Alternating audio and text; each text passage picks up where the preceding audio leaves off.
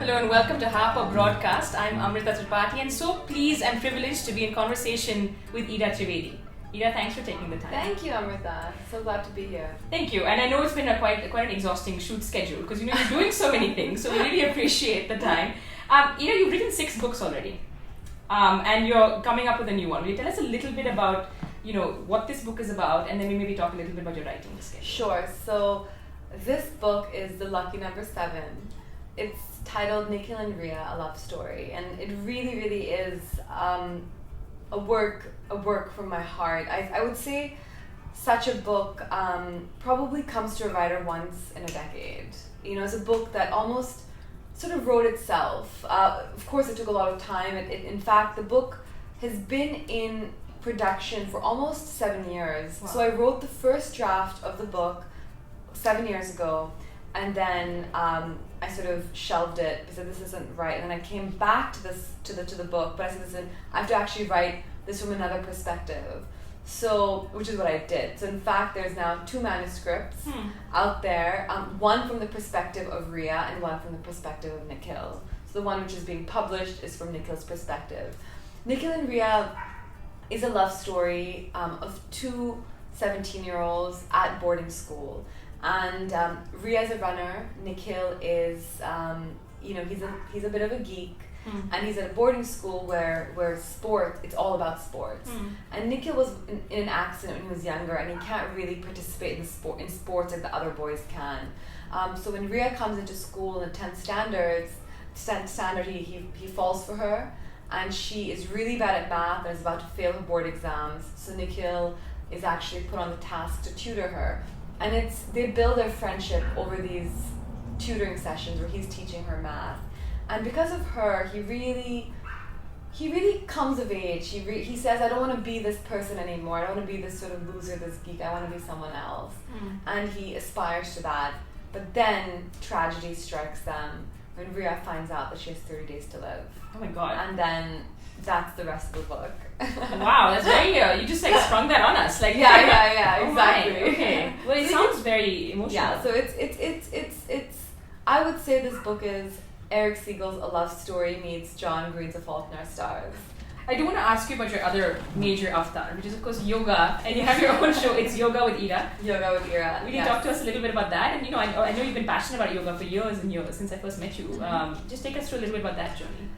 So again, I think yoga has been a really important part of my life, especially as a writer, and I think writing is so on many levels. So one is the physical level. As a writer, it's a very sedentary profession, and in fact, it's backbreaking work, quite literally, because you're always in a computer, 10-12 hours a day. There's so much strain in your neck, in your back, in your wrists, and in fact, I had such a bad injury when I was 25. I had to wear a neck brace for 3 months. And I said, after that, I said, listen, what is happening to me? I consider myself a fit, active person, and I was still doing yoga at that point, but just not as much. And then I decided, listen, I really have to cure myself and figure out what's wrong with me. And that was why I first went in a little bit more seriously in depth with yoga.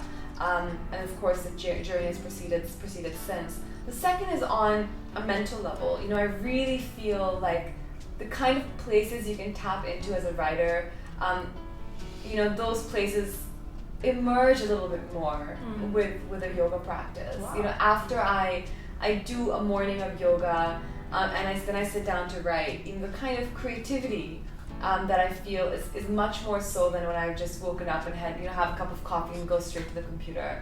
So I do feel that as well. I do think that not just on a physical level, but on a mental level as well, yoga has really been great. And on an emotional level too, we both know as writers that it can often be a turbulent journey. Yeah. It's this profession.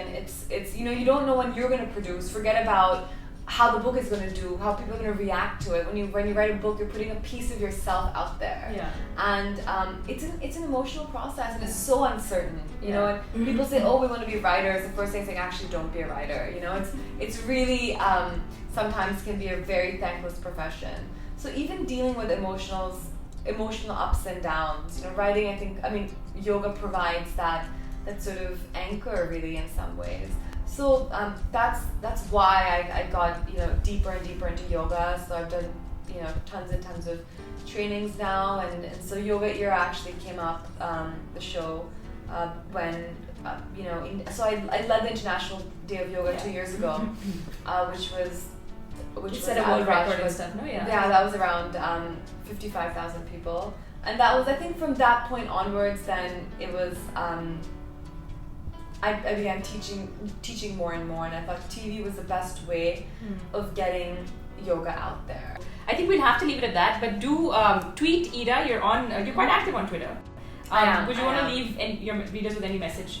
Sure. I really hope that some of you pick up Nikhil and Riya. It comes out in a month, and I look forward to hearing your reactions. Really, I'm waiting with bated breath to hear what all of you guys think about the new book.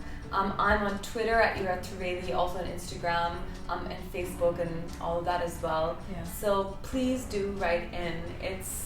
It's your comments that always sort of inspire me as a writer. So I really look forward to hearing from you.